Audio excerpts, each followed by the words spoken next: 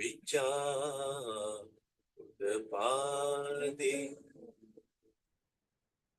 आलोको उदपा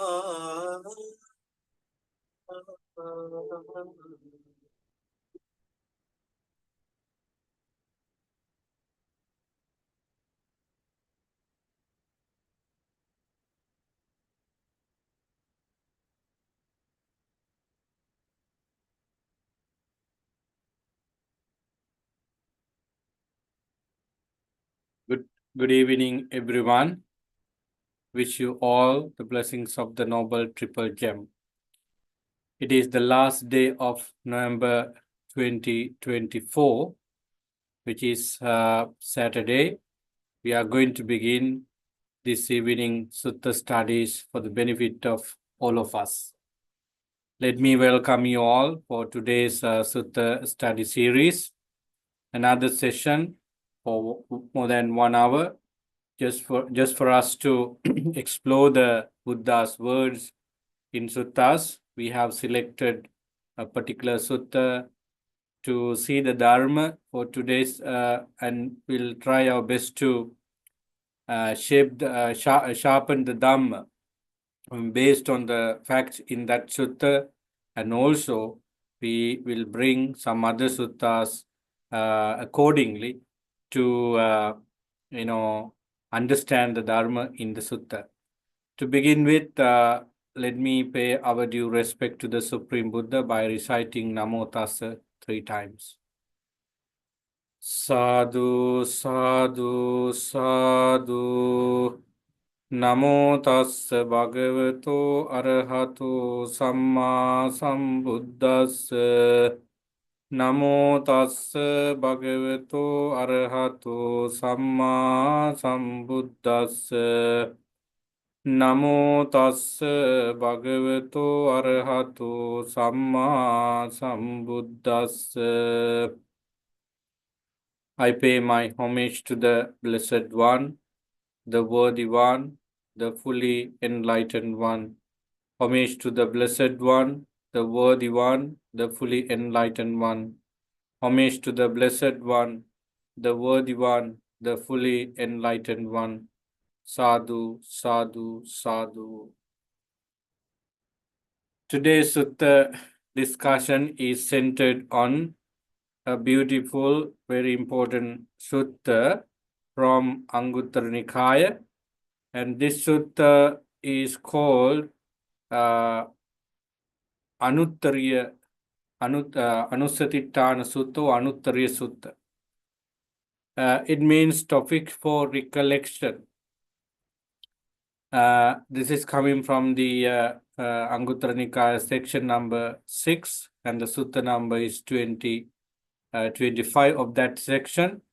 And this talks about 6 things that everyone pay attention to for the benefit of sila, samadhi, anya, and other important qualities. In other words, if one is able to keep their attention on these 6 facts in the sutta, he or she is able to take his practice or her practice into a very solid situation, so that achieving the goal of your practice could be easily done, because your mind has prepared with so many good qualities with this 6 recollection. I will also take Vimuttayatana Sutta for the discussion, another discourse that tells the disciple to tell that there are 5 avenues to attain nirvana. So it is related to that. And recollection of these 6 things have been explained in different ways in other discourses, so that you will definitely understand the gist of the Dhamma in the discourse very much. And it is important for us to stay in that for a certain period of time just to clear our doubts if there is any, and develop our understanding on the sutta, on the Dhamma facts further on. So that is why this discourse is really important. As usual, this discussion, like meeting happens with the Buddha and the monks during the stay at the Jetonarami monastery.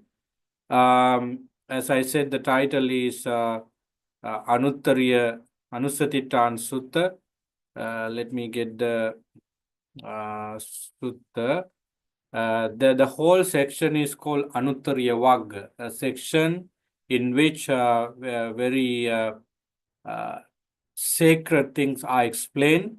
There we have 10 suttas, and this sutta is fifth of the section and the 25th sutta of the whole section, Anusatittana Sutta. It could also be called Chanusatittana. Cha means 6, Anusatittana means reflection. I would like to go into the Pali version first. Time to time I say Pali just because the way we studied the suttas. Chaimani bhikkhave anusatittanani. The Buddha said amongst there are six topics for reflection. What are the six? Ida bhikkhave aryasavaku tathagatang anusarati. It means first, noble disciple recollects the Buddha in the following manner. The Buddha is perfected, fully awakened, accomplished in knowledge and conduct, holy, knower of the world, supreme guide for those who wish to train, teacher of gods and human, awakened and blessed. This is this could be familiar to everyone, because from here the Buddha is perfected one, itibiso bhagava. Usually everybody in that time understood the Buddha through these qualities. Itibiso bhagava arahang samma sambuddho vijjacharana sampanno sugato lokvidu anuttaro purusadhamma sarthi satta deva manussanam buddho bhagavat. So wherever he goes, everybody knows him with these qualities. Even if he goes to the divine beings, they also come to know about the Buddha with these characteristic features of his life. So the Buddha is perfected, then fully awakened, then Vijjacharana Sampanno, accomplished in knowledge and conduct, and then Sugata, he has practiced the Noble Eightfold Path fully, and then knower of the world, Lokavidu, supreme guide for those who wish to train, Purusadhamma Sarati, teacher of gods and human. It says, Satta Devamanussana. So we see that the Buddha is well recognized by disciple with these qualities, and here we say a noble disciple reflect the Buddha qualities in this way, and once you do it genuinely, your mind is not full of greed, hatred, and delusion at that time. So whenever and wherever you are, you go to the Buddha virtues or the qualities of the Buddha, your mind is away from greed, hatred, and ignorance for the moment you do it. This is very important. At that time, our mind is unwavering, which is important. Our mind is usually wavering when it is with normal things. In other words, if you do not do any Dhamma activities, our mind is with usual sensory experience. It is being done all the time. But when you recollect the noble virtues of the Buddha in such manner, your mind is away from the greed, hatred, and ignorance, and therefore your mind is unwavering. When your mind is wavering, when there is greed, hatred, and ignorance, or any related thoughts to greed, hatred, and ignorance, when they are absent, your mind is steady, still. They have left behind greed, they have free of it, and have risen above it. Greed is a term for the 5 kinds of sensual stimulation. So your mind is above. Now, any attack of greed, hatred, and ignorance, therefore, you are safe. You are in this in a kind of spiritual security. You have gone beyond the attack of 5 hindrances. Because how did you do that? By mindfully, carefully, with respect, recollect the noble virtues of the Buddha, such as Bhagava, Arahang, Samma Sambuddho, and so on.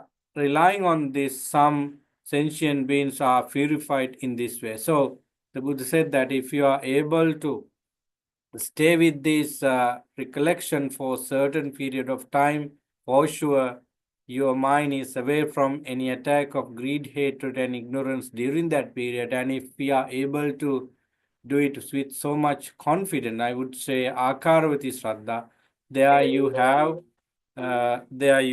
that perfect mindset, which is called Samadhi. I will go to the Vimuktayatana Sutta to tell you how this is important. Right now, we'll go on the Sutta. This is the first recollection out of 6. Furthermore, a noble disciple reflect the teaching. This is really important too. If you go to the Jagga Sutta, there you see that the Buddha said to be mindful about the Buddha qualities whenever you have a kind of fearful experiences. If you are terrified with something, suppose you see a nightmare, suppose somebody tells you that a storm is coming and you are going to, die, and so robbers are everywhere, and who knows, they come to your place, and terrorist attack is going on, and things are going to really bad. So with any of these things, or without any of those things, we experience fear. Anytime you have fear, Buddha said in the Jagga Sutta, remember me, because I am away from greed, hatred, and ignorance. Avita ragi, avita mohi, avita dosi. Absence of greed, hatred, and ignorance are always in the Buddha's mind. His mind is perfected from this aspect, so that remembering me take you to a mental security, or fear is not coming from you.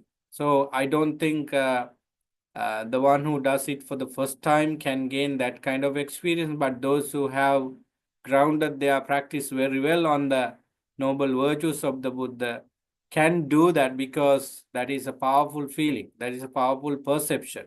So that is how the Jagga Sutta tells. And the Buddha gave another option in that sutta. If you cannot remember me, if you cannot go on with the qualities as such, just remember the Dhamma, like here.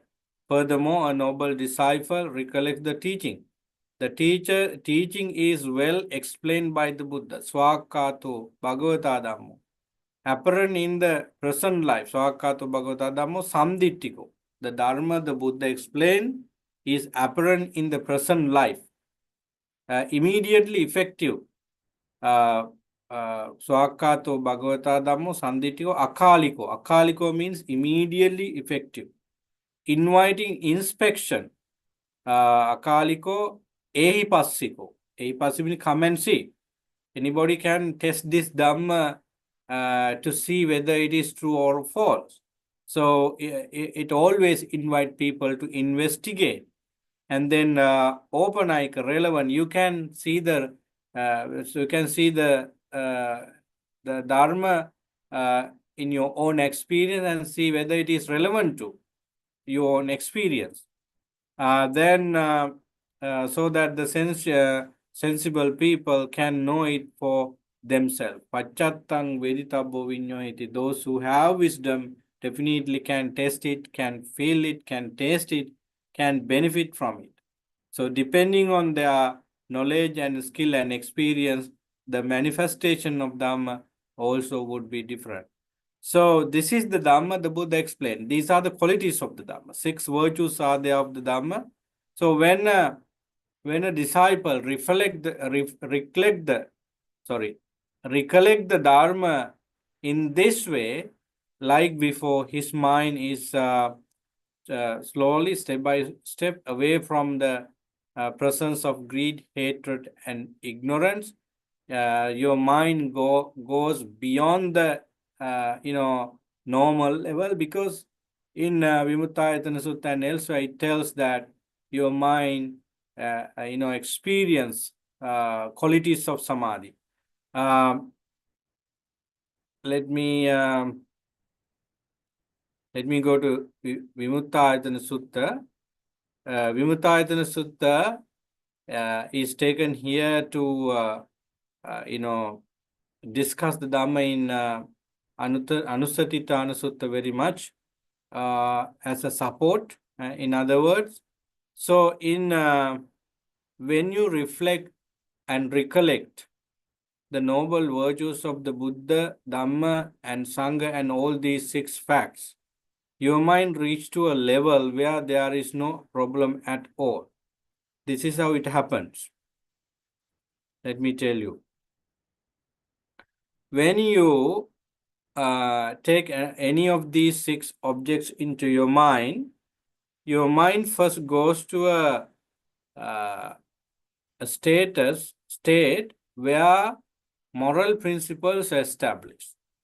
For example, when you think about the Buddha and his greatness in many ways, your moral principles may not be broken by any means, because your mind is really attached to the Buddha nature.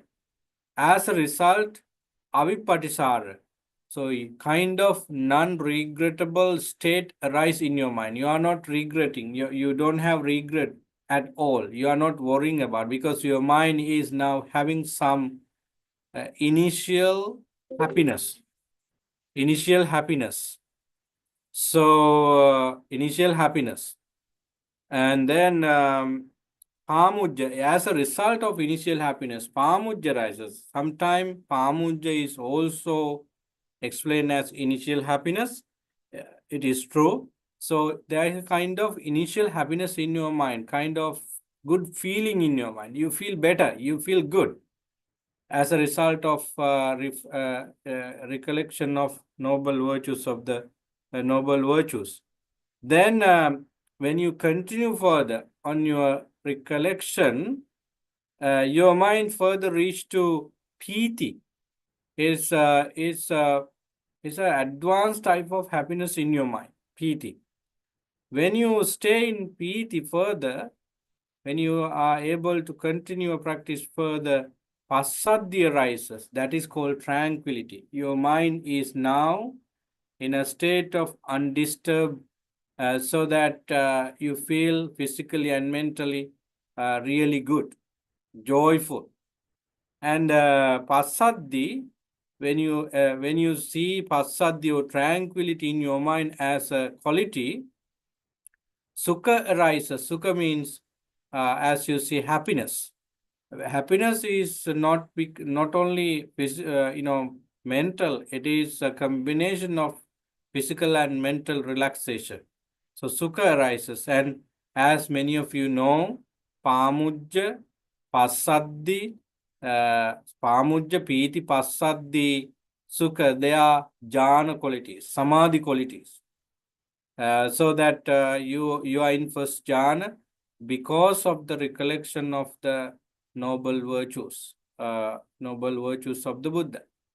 So it's in this the very thing we need to experience by way of meditation. Yes, if you know what meditation is in a broader sense, You even can get the results of meditation by careful reflection on noble virtues of the Buddha and the Dhamma and the Sangha also.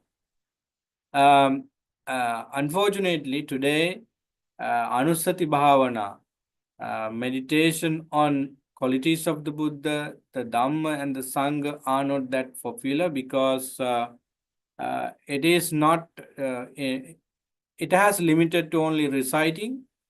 It has limited only to just conversation, Dhamma talks, and so on. But the knowledge about Anusati Bhavana has gone, has somewhat disappeared now, because a lot of people, monks and lay people, take big meditation subject directly from the beginning of their practice. Therefore, we can see that many monks, sometimes lay people, fail from their meditation or stay in one place without moving forward, because you haven't developed the Anusati meditation. Anusati always, Anusati meditation means we are reflecting the or recollection of the noble virtues of the triple gem, and there are other things as well. Excuse me. When you do them, your mind slowly establish on moral principles, establish on Shraddha, establish on the confidence which you need to go forward. Mental strength on all these important basic things, develop very much, so that your meditation on Samatha Vipassana for gaining any enlightened state would work, because you have prepared your ground very well. So anyhow, we cannot see that today very much, but I'm saying this with open mind. There are people who do that very much, but in a compared to the other meditation, big meditation subject, we don't see this very much in the tradition. So anyhow, the Shraddha on the Buddha, Dhamma, and Sangha could also be developed in other ways. We don't need these qualities to be recited and repeatedly thought over and over just to get that Shraddha on the Buddha, Dhamma, and Sangha. We have other ways too. If you carefully analyze the Buddha's wisdom in numerous ways, you can definitely get that peaceful state of mind called Shraddha. So there are many avenues to get Shraddha, but being able to meditate on Buddha qualities, Dhamma qualities, Sangha qualities for period of time help us keep our mindfulness sati in a super state. And the samadhi we get out of this could lead us to very beautiful state of our mind, so that if anybody wants to try, just do it. This is how we do it. We take one quality of the Buddha for arahant. We just keep thinking about it. What the meaning of arahant is? He is away from all akusala. He is away from all unskillfulness. So therefore, he attained to arahantship.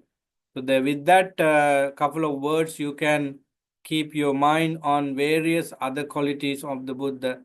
So then your mind doesn't go anywhere, but stick to the the Buddha quality arahant and Samma Sambuddha. He became enlightened himself. So we know from the various sources that he did it under the Bodhi tree, and what he was doing in that night come to our mind, and how glorious it is, how beautiful it is.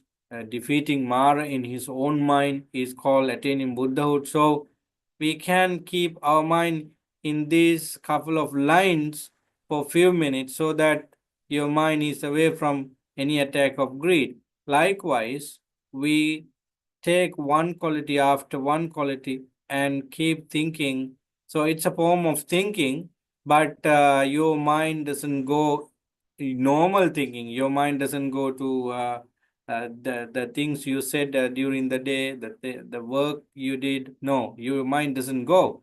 Your mind stays with the Buddha quality. That's why these Pamujja, Piti, Passaddi, Sukha and Samadhi arises in your mind. As you know, when Samadhi arises, that mind is really suitable for Yatha Bhuta Jnana. That means you can direct your mind to the perfect knowledge as it is. There you see the impermanence, unsatisfactoriness, and non-self. As a result, you either attain to Sotapanna or first stage of enlightenment, Sakadagami second, Anagami third, or the fourth one is full enlightenment. So when you reach to Samadhi experience, your mind is in a state of clarity. So people, as we know, Samadhi is a big word. In it, we have first jhana, second jhana, third jhana, fourth jhana. Attaining to jhana is a wonderful experience. But if you have Samadhi quality as a whole, your mind is clear to think whether everything in our mind, everything in our body is permanent or impermanent, unsatisfactory or satisfactory, belong to a particular person or not. So you clear your mind of these with these qualities so that you can jump from this level to next level into a supramundane experience. So you see that how important these things. We have many stories uh, from Theravada tradition and other tradition, how people experience joy and happiness for a long time just by thinking about the Buddha, just by reflecting the noble situation of the Dharma. The great philanthropist Anathapindika also came to know about the Buddha from one of his relatives during his visit to Savatthi. During his visits to as I remember, Rajgir. Then he heard about the word Buddha in the first watch of the night.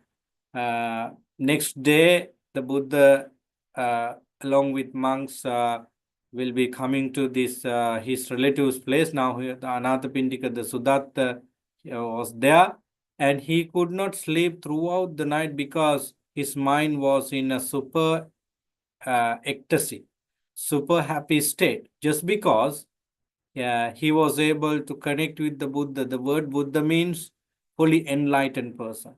Even before the Buddha appeared in ancient India, the word Buddha was existing in that society. The one who really understand everything should be called Buddha, Buddha. So therefore, Anathapindika and everyone else knew the meaning of that title. So he was extraordinary.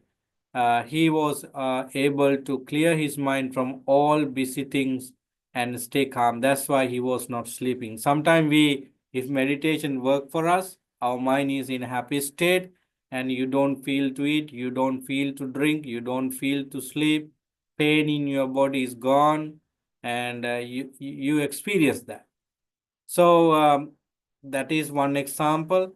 And I remember this is coming from the commentarial work from Sri Lanka. There was a lady who was really pious to the Buddha, Dhamma and Sangha.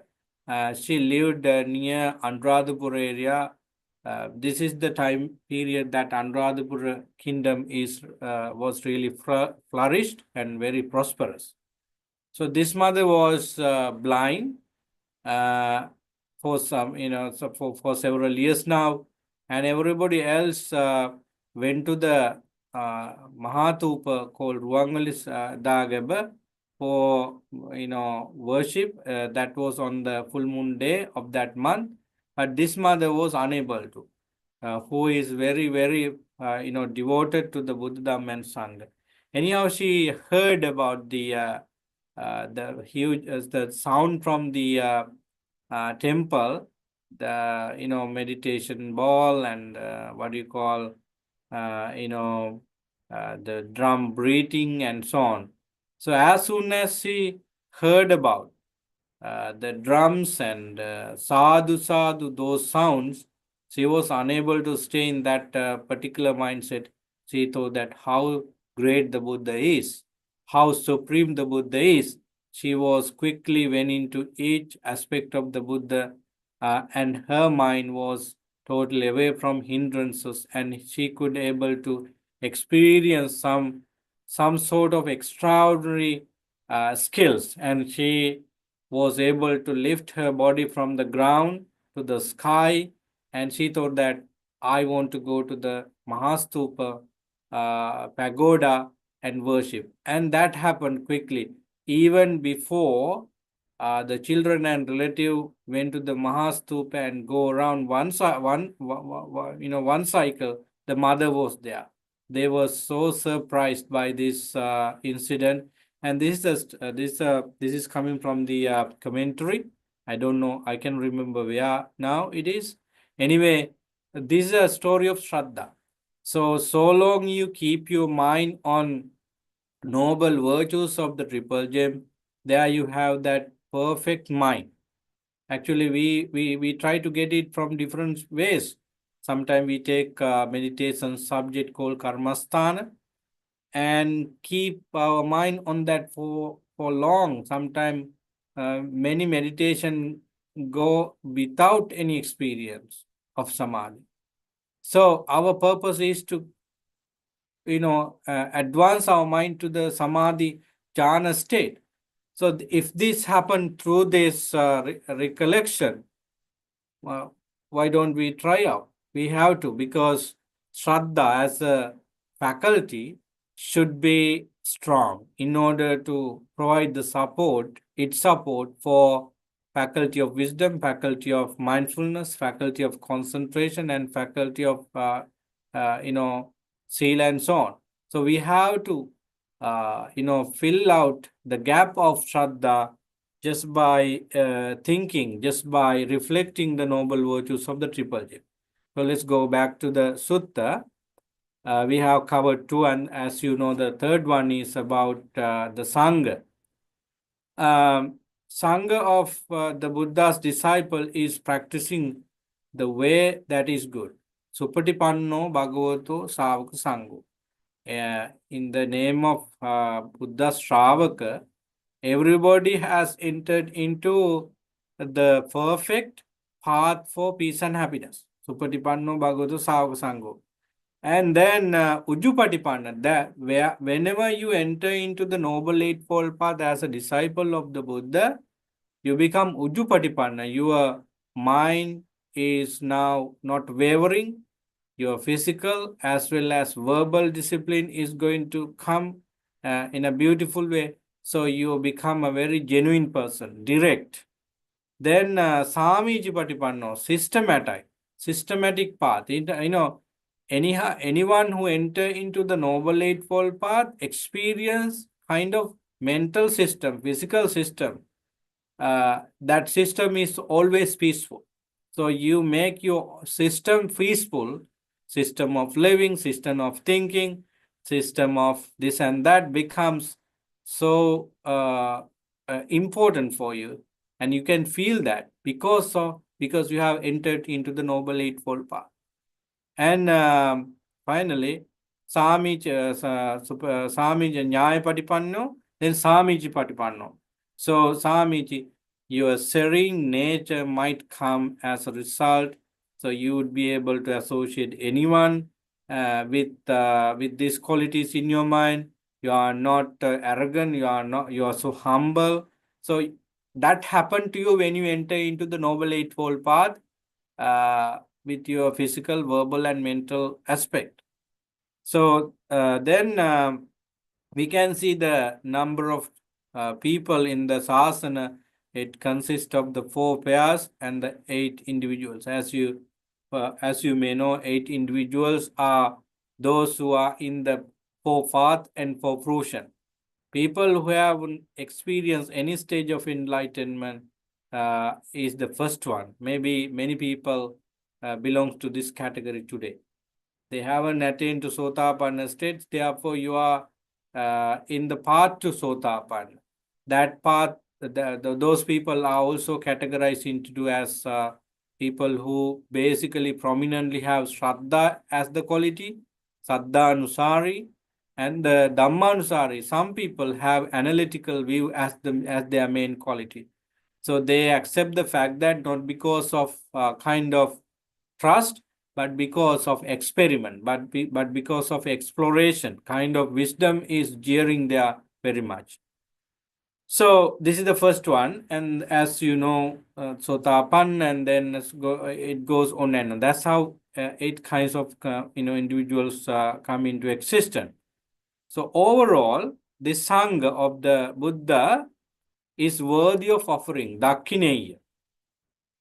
Whoever enter into the Noble Eightfold Path, has these qualities such as Supatipanna, Jupatipanna, Nyayapatipanna, and so on, and they are worthy of offering. They are suitable to accept material donations by people, either food or clothes or whatever it is. Why? That fact is explained by the Buddha in many discourses like Dakina Vibhanga Sutta and Velama Sutta. So giving dana to 8 kinds of individual in the Sangha is giving you so much merits because their morality is so perfect. So then worthy of offering and worthy of hospitality, worthy of donations, worthy of greeting with joint palm, and is the supreme field of merits for the entire world. So you all know that these are the qualities of the Sangha. So today's discussion, depending on the sutta we selected, is not telling us direct approach to Four Noble Truths, dependent origination, karma, 5 aggregates of clinging, and so on. But these are important aspect of the Dharma for us to prepare ourselves for reaching those big topics. So that's why today's discussion is important, because I know from my experience that some people may not be taking these facts for their development, so that they may not be able to catch the other things ahead of this teaching. So better for us to stay some time. Why do I learn this? I know them from my childhood. Are there any significance by telling the noble virtues of the Noble Triple Gem? What else we can do? So your thinking is going to make you into the right position, so that I think this kind of teaching is really important despite the presence of deep teaching. So furthermore, a noble disciple recollects their own ethical precepts, which are intact, impeccable, spotless, unmarred, liberating, praised by the wise people, not mistaken, and learn into immersion or samadhi. So the fourth one is really important. This is also recollection, anusati. One has to think about one's own moral conditions. It's like checking your hands and legs and all the body parts when you washed and cleaned them. So time to time we pay extra attention to parts of the body, just because we want to be pleasant in front of others. Likewise, a noble disciple always think about his or her moral principles. Have I violated any moral principles? Have I, polluted my mind not because of moral principles? So, Yoniso Manasikara is always active with regard to moral principle you practice. Therefore, your moral principles is going to ground well and shape your life according to them. So here, furthermore, noble disciple recollect on ethical precepts. For monks, we have, for higher doing monks, there are about 236 maximum. And for bhikkhunis, there are over 350. And then for lay people, there are sets of ethical principles, 5 precepts, 8 precepts, and 10 precepts, and so on. So whatever list you have to take care of them. You, as lay people, you have 5. Panadipata, Adinadana, Kamesumichachara, Musavada, and Suramere. You have 5. So you have to be mindful about them. See whether they are broken.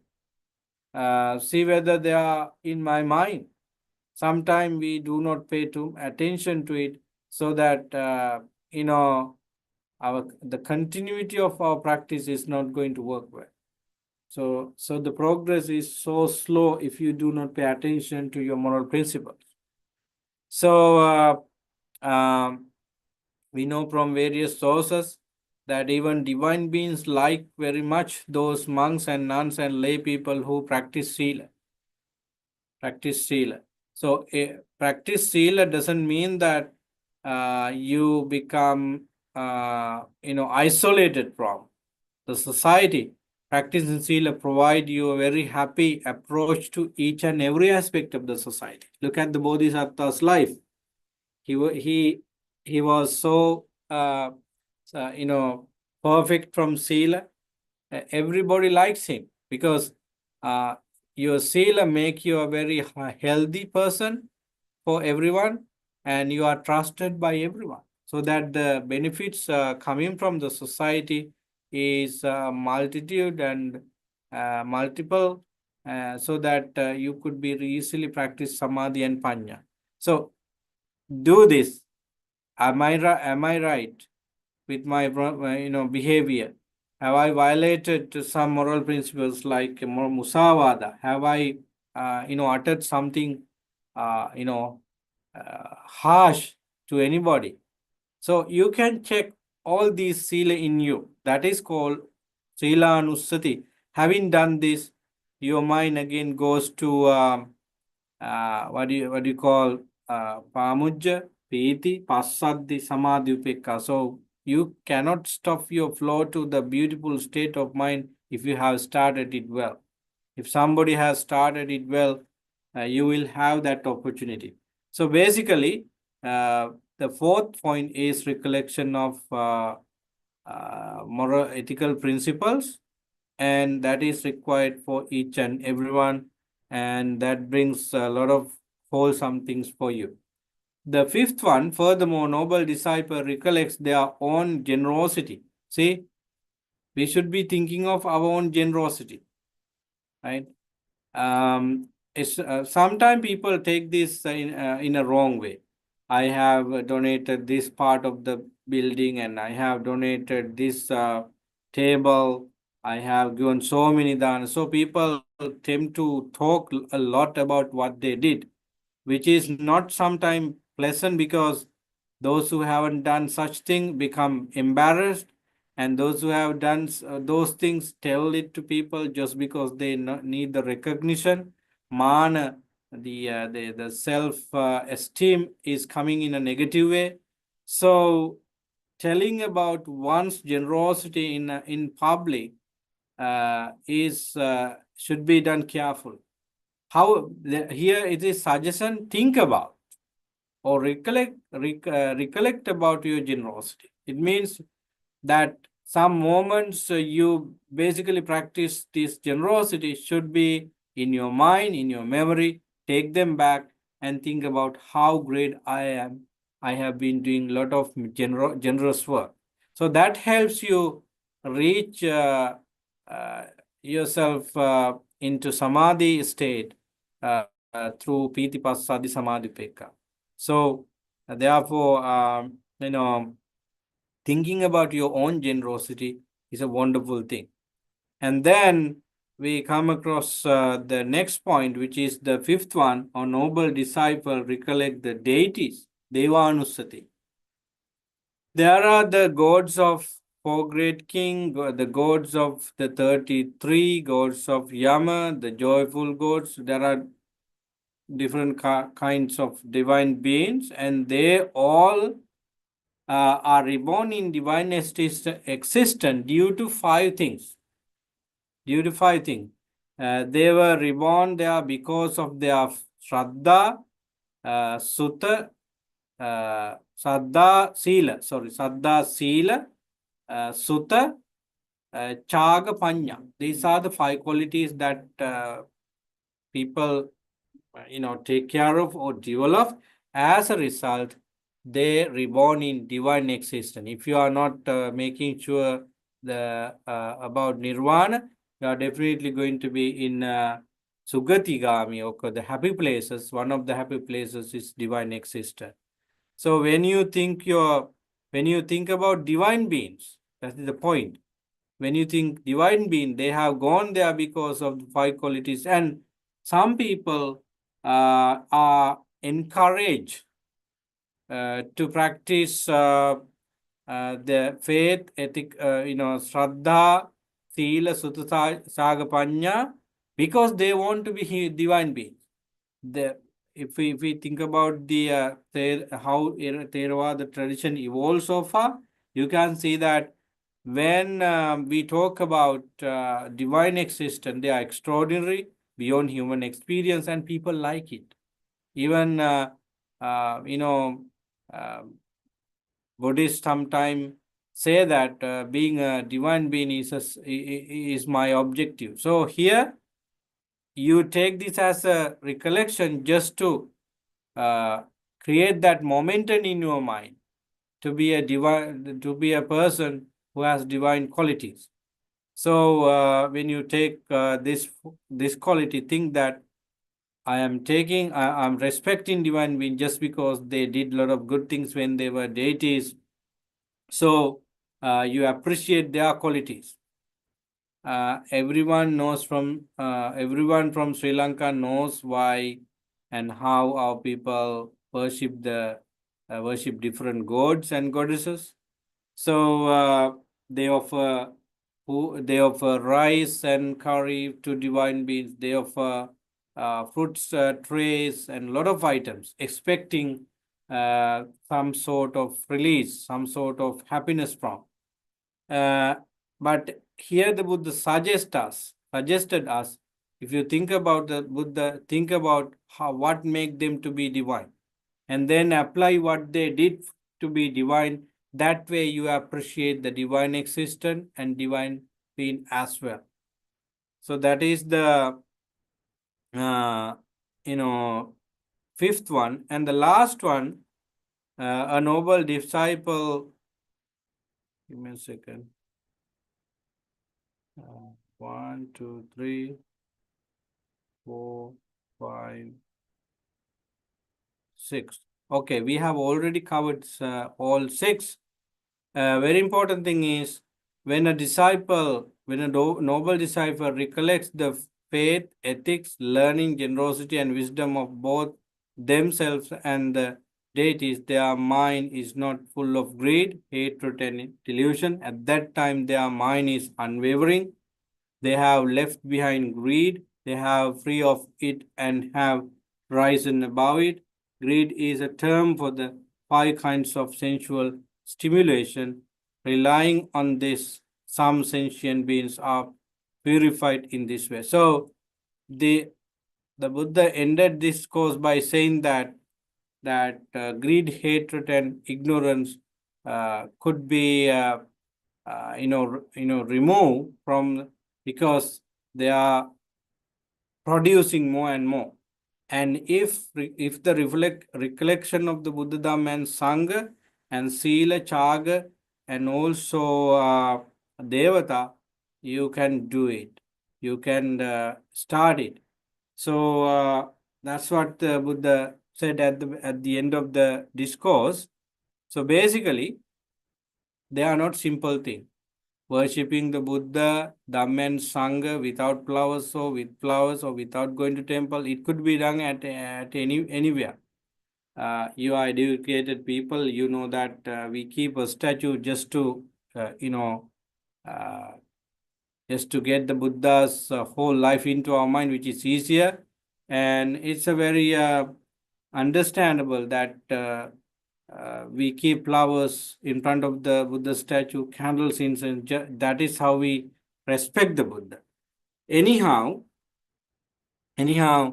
uh, worshipping the Buddha is a good thing. worshipping the Dhamma is a good thing. So even if you do not have any object of worship, you can do that. How do you do that? You follow the principles as the Buddha said, and the Buddha said that if anyone follows principles as I uttered, they are respecting me, and I respect them also. So I think the recollection on noble virtues of the Supreme Buddha, Dhamma, and Sangha uh, has been done by many disciples. As a result, they secure their whole peaceful life either by attaining any stage of enlightenment. So I think that's all I initially wanted to share. Think that these are meditation. These are meditation subjects. And when you think over and over, you only think it could happen if everything is okay. Uh, you will be in a very super peaceful state. Okay, that's all from the sutta. If there is anything you want to add, yes, I can see Dr. PL has raised hand. Please. Bhante, it's interesting that we were at Bhikkhu Bodhi's retreat this morning, Yeah. and he talked about Buddhanusati and Sanghanusati, those two, Yeah. as a meditation subject. And he said to keep the awareness, like once you take a few breaths, keep the awareness around your heart. So, and just see the bliss of that kind of pours out. And then itipiso bhagavaso, by meaning, you say this over and over again, back and forth. Actually, not back and forth, just many times. Yeah. Over time with meaning, obviously. And then Preeti Pamoji, the idea is to get into jhana. I think these are already ways of getting jhanas. For example, if you don't have success with, say, for example, breath meditation or other types of four foundations of mindfulness, there are other options Buddha is giving it to you, like Yeah. 6 recollections. And I guess this is again a path to Cheto Vimukti, like Yeah. because of the event to jhanas. Obviously, of course, jhana load is not enough. You have to get into wisdom part, inside part, but at least this will get into sort of jhana. So like another opportunity for us, right? There are options. Indeed, indeed. Yes, very true. I think people who have interest on meditation could be able to do some, Anusati Bhavana uh, for a certain period of time, because you learn a lot about suppressing hindrances and keeping your interest on meditation by doing Buddhanusati, Dhammanusati, Sanghanusati, and so on. It's not only a part to samadhi and so on, but it is also kind of practice to keep you on the same level. For example, if you go to a monastery to stay for several weeks, you will be asked to do the different tasks like sweeping the ground and clean the vihara and making everything in order in the shrine room, in the kitchen, and so forth. So you will get some particular task to do. So if you do not have that shraddha on the Buddha, Dhamma, and Sangha, you are going to say, why do I do this? You don't feel the significance of doing that, because sometimes people want that big piece of dharma directly, like, oh, I want to meditate and I want to understand the whole four noble truth directly. I'm really interested on this and that. So they have big holes in their practice because they haven't done that initial preparation with Anusati Bhavana. So as you quoted Bhikkhu Bodhi, yes, I have heard him saying such thing many times in his presentation. Yeah, at the beginning of your meditation, no matter which meditation subject you take, just stay, with the Buddha qualities for some time. If you look at the Thai way of meditation, Buddha, Thai forest tradition They say sometimes take the Buddha. word Buddha. Buddha in terms of always getting into Mindfulness. Yonisho Manasika, right? So Buddha, you start with the meditation with Buddha. Yeah. When you fail meditation, you get back with the word Buddha. So these are some of the tips of successful meditation people follow throughout the centuries. I think it works. It works. Uh, very dangerous attack from greed, hatred, and ignorance could be settled down by way of reflecting the noble virtues of the Buddha, Dhamma, and Sangha. For example, if you are worried about some certain things in your life, go to the vihara where a lot of things happen in different time, but now it's empty from people. You are with the Buddha statue and some flowers and candlelight is there. Incense is so, nice. So you tend to forget your bad experiences, but enter into a realm of happiness. So it happens in a short period of time. So that kind of power is always there with the Buddha nature, Dhamma nature, and Sangha nature. That's it. That's why Dajjagga Sutta always, it is a particular sutta which suggests us to have the Buddha nature, Dhamma nature, Sangha nature by reflecting when we are upset and when we have fear. But it could also be used for getting rid of five hindrances at any time of our meditation. So the tradition goes very well, very much by reflecting the Buddha, Dhamma, and Sangha at the beginning of meditation without jumping into breathing directly. You can do it for a few minutes. Then you slowly step into the big subject of meditation, such as breathing. So that could be a very highlighting point for many people, I think. So, the significance of observing five precepts and going to three refuges is because of this fact. So before you meditate, you think about your sila, you pay your respect to the Buddha. So you slowly prepare your mind to get something deep. So it also tells us that recollection of the noble, virtues of the triple gem is important. And the other thing is not only that, you can think of your own sila. I'm so great with this fact, that fact, and I have some mistake on this, but anyway, I'm doing this very much, and so that satisfaction help you overcome hindrance. What about generosity? So you can see your generous mind. That quality is bringing us so much. And then you should have some information to do Devatanupassana. We have to be careful in doing that because some people might think of those gods and goddesses that culture created, and they have a lot of hands and faces, and that is not what Buddhism says about God and goddesses. They should be very serene people. Not people, meaning the living beings. Um, we human when think about divine beings with our own shape and bodies, but we do not know whether the divine beings are like that. But anyhow, our perception about divine existence is quite human, right? It doesn't matter because when you look at the vihara where those paintings are done, they are like humans with crown, and their faces like us.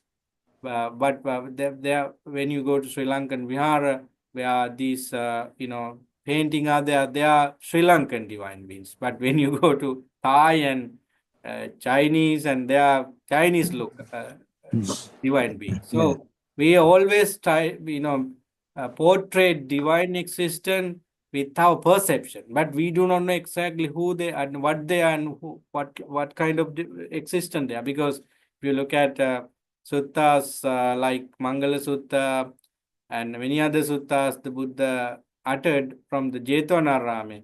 They all came to the Jetvanarami, illuminating the entire Jetvanarami, which is not the light we talk about like this, but in a way it happens. So we do not we do not see any reference in the Tripitaka that they are like 6 feet and like us, and there are fat divine beings, there are thin divine beings, they are black and white, and some are. We don't know any of these things.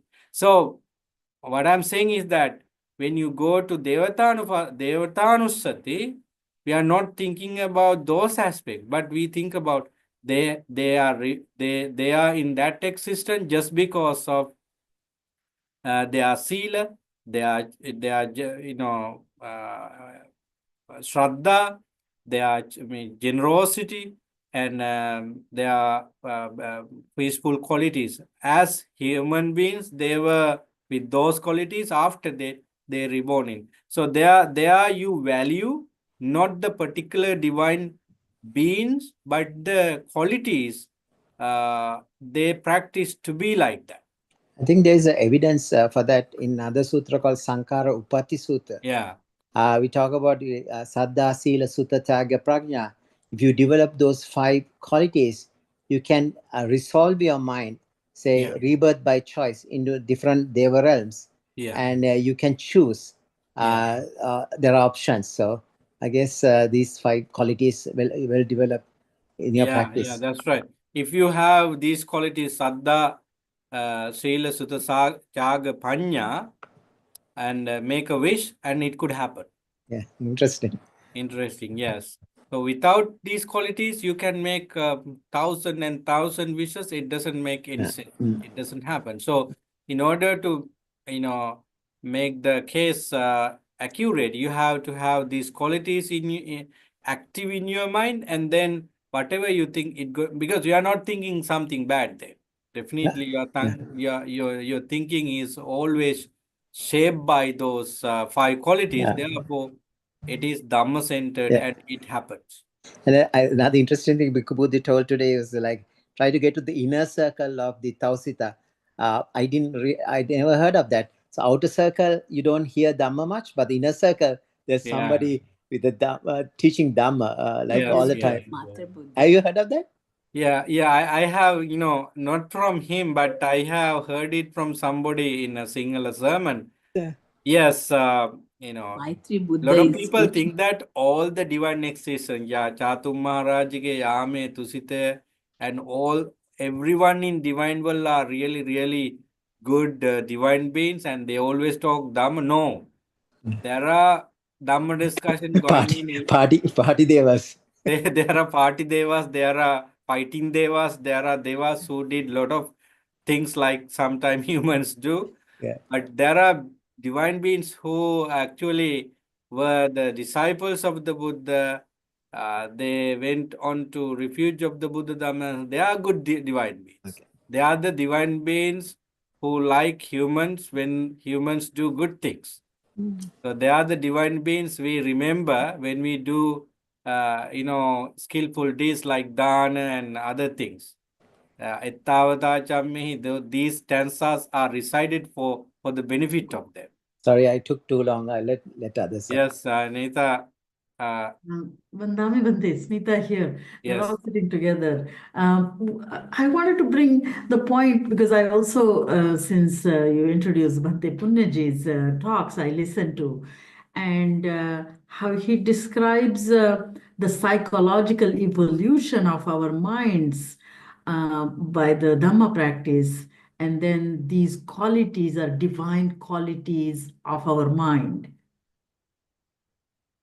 You said divine qualities, right? Yes, so your mind then achieves the divine qualities Yes. after practicing the Dhamma. So that's what he calls the psychological evolution of a human mind. Yeah, our mind is always in a normal setting. Our mind is polluted by unwholesome states such as attachment, greed, hatred. Whenever pleasant feeling, unpleasant feeling, and neutral feeling, whatever feeling arises, with a particular type of perception, mind is polluted. It happens in a subtle way. In a normal setting, we don't say it is polluted, but from the Dhamma point of view, it is polluted. So whenever you enter into any reflection, any recollection, here as mentioned, your mind is slowly taken away from them, and then your mind has some not, I mean, very peaceful state of human, I would say. In other words, the kindness, compassion, appreciative joy, what we call mudita, and also upekka arises in mind. Whenever we take our mind from normal state to a very peaceful state, these faculties sharp and arise. So with regard, comparatively, mine is advanced into a certain level of skillfulness, but we don't say that it is a perfect state of mind, because mind has those root causes of suffering sleeping underlying. So our psychology might be temporarily okay, but it's governed by sometime the ignorance, and it's like dark clouds in the sky. So if wind comes, they go, but it's only for temporary period. But again, the cloud might gather, and the visibility might be short. So likewise, our mind is always inclined into turbulence and stormy weather, and all these unnecessary things might arise. But time to time, we go into this kind of reflection, recollection, and remembering our own good could help us, clear our mind. So Venerable Punyaji was someone who always look at things from different angle, which is sometimes very helpful, very philosophical sometimes. Certain things we understand from traditional way could be understood very easily from his point of view. So that I appreciate his work. During his lifetime, he presented many good things. Yes, in the sense of divine experience, we can talk about two sides. Divine experience related to the divine beings in 6 divine existence, and also 16 Brahma, and divine experience is also attached to the experience of the Sotapanna, the stream winner, and up to Arahant level, because with that word divine is sometimes used for any state of compassion, kindness, and appreciative joy and upekka. So these are called Brahma Vihara, but that very word is used for the Arahant. So state of Arahants could slightly experienced by people by practicing these qualities. But anyway, as I understand what you said, things could happen. Our psychology might be go wrong if you do not understand what I'm doing with the recollection. So, because a lot of people who worship the statues, who worship the pagodas, who worship trees, do a lot of bad things because they haven't understood the very core of their practice. So the same practice could help somebody to purify his mind in the same place as the previous person, he or she does that recollection, and they got into where wholesome state, whereas a lot of people create unwholesomeness. So I think everything depends on how you enter into. That's why Buddha said Yoniso Manasikara, right attention, appropriate attention is required with the presence of Kalyana Mitta, with the presence of wholesome people. I myself cannot do it alone in this asana. I should have very genuine monks and nuns around me, and also lay people who seek the dharma for their salvation. Then only I become right. Or if I associate some people who have misunderstanding, misconception, wrong attitudes, I might be a victim of them. So that's why the Buddha said you should have kalyana mitra, then appropriate attention. There you have right thinking, then you have right way of living. So combination of all these things are always important, is important to reach to a level of non-confusion psychologically. I don't know whether I give a kind, not answer, I mean kind of explanations to your statement. Yeah, thank you. Thank you, Vandana Bhante. We were actually trying to look for the sutta we have the translations from Bhante Bhikkhu, but we couldn't locate it. I don't know how to Yeah, locate it it is really difficult. I to find. agree with No, you we that. couldn't find where it is, in which book it is. It is there, but if you type the sutta title in the Google, you could not find it. I tried it several times, but I know where it is. Anguttara Nikaya, section number 6, and the sutta number 5 over there. So since I know, I could be able to go into the sutta translation, but it doesn't come as other suttas directly. So I think it's in the recollection, right? It's yeah, AN six. 625. Yeah. If you go to Sutra Central and you go to Anguttara That's the, Nikaya yeah. and go to 6, then 25. Can you type? Can you Sure, copy I can and send the paste link. and put it in the chatting box? I will send the link, yeah, in a Yeah. second. So yes, Nimal Mahathir. Bante, I have a question regarding the point number 5 that you discussed, that is recollection on generosity. Yeah. Even if you're not talking to somebody else, right? If you reflect your generosity, that I feel like, I have tried that. It's always coming with mana. It's I did this, I did that, and always you are comparing yourself in your mind with others that you associate with. So can you just give us some Yeah. how I to think. proceed with that? Yeah, that's a very good question. So if you consider the generous action you do here and there, you might stray away from the point.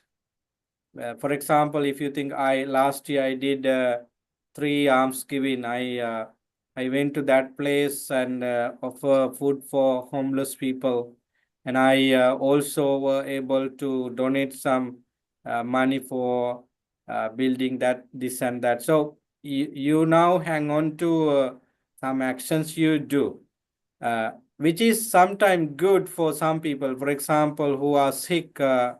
Who are unable to do more these uh, you know uh,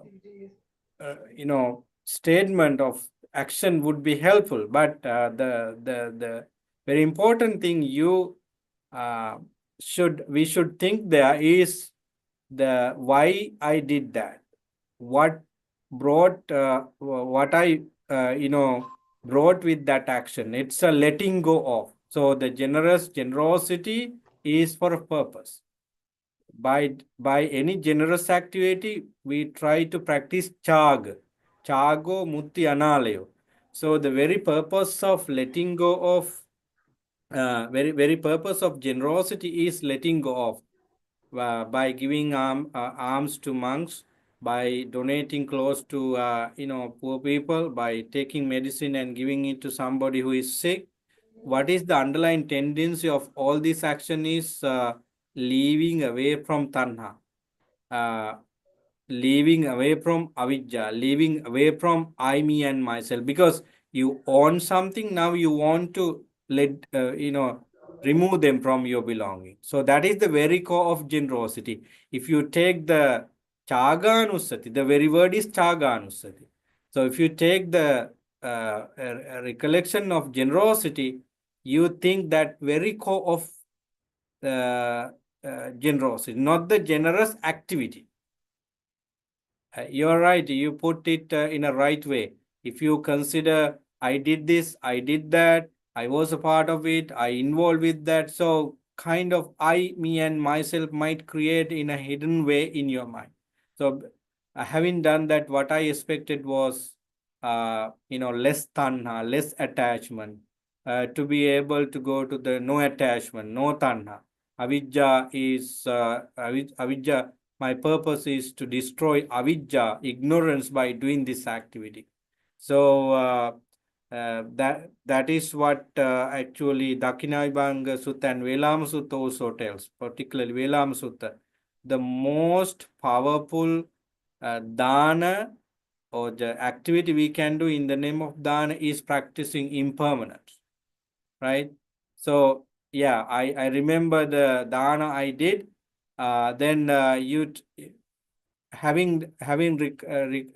recollecting the incident, you think, oh, they are all past experiences, which is again 5 aggregates of clinging. So you put it into right dhamma, letting go of, moving away from tanha. That these are the things you need to get to think there. Otherwise, we might be a victim of, as you said, in the notion of sakkayaditi in a subtle way, omana, uddacha. So some people develop uddacha after doing so many meritorious deeds for years and years. So because they love to talk about it, and people don't like to listen to them, and because it's not nice to talk whatever you do always, so that keep your attention on why I did this, why I did that.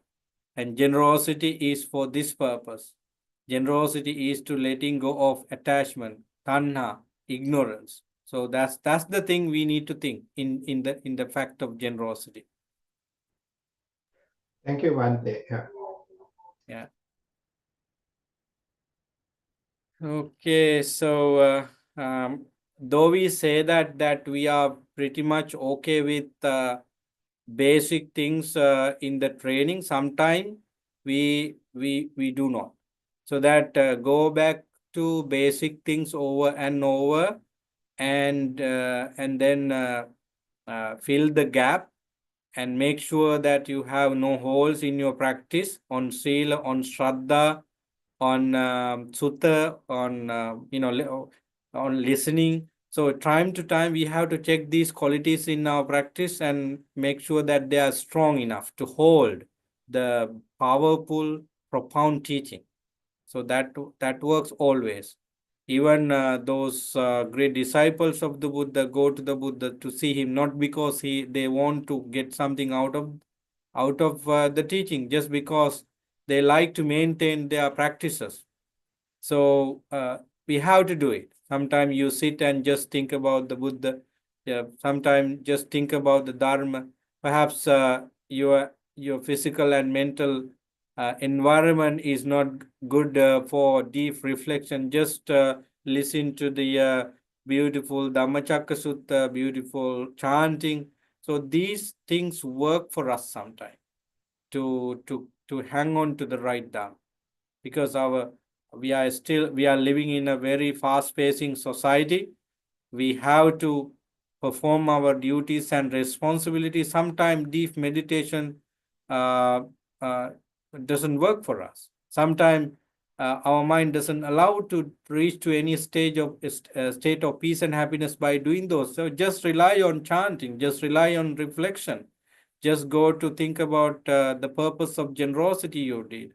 Just think about what I appreciate in my life. Kindness, compassion. Just take at least one aspect and expand your mind. Perhaps you are in the office, so you have 5 minutes to relax. Just take a beautiful object, beautiful dhamma. you come across, and keep your mind over there just for relaxation. So there are many things to do in the Dharma to fill the gap, to cover holes in our ethical principles and so on. That's how we reach to maturity of the Dharma. Having said that, I end today's session. I see something. Yeah, Dr. PL has copy paste the link there for Sutta Central. You can click on it so that you have in your computer if you do not have Sutta Central. So it is very good, and thank you for that. And I want to bless each and everyone for peace and happiness. We may have a few more sessions in this year. I have some traveling in December. Sometime I may not be able to do Sutta studies. Sometime I may be able. We'll see how things go. Anyhow, you have a lot of them in your hand, in your mind. Try to sharp them. Try to shape them. Try to work on that for your own benefit. You also must be busy with family traditions and living with relatives and friends. Try your best to make the situation Dhamma centered. I'm not saying that applying Dhamma in an abstract way, but just give some compassionate approach to your conversation. Talk about being compassionate, talk about being less regret, and then more generous, be wise. So these are some of the things you could share with your friends and family, so everybody will start the new year with those things. So that's the kind of remark about the future program in December. I will let you know exactly what I can do. Until then, may you be well, happy and peaceful. May the merits out of this Sutta study class be with everyone in the Sutta studies and your families. May they be well, happy and peaceful. Finally, as we all wish, may we attain Nirvana sooner than later by the power of these merits. Sadhu, Sadhu, sadhu, sadhu. sadhu.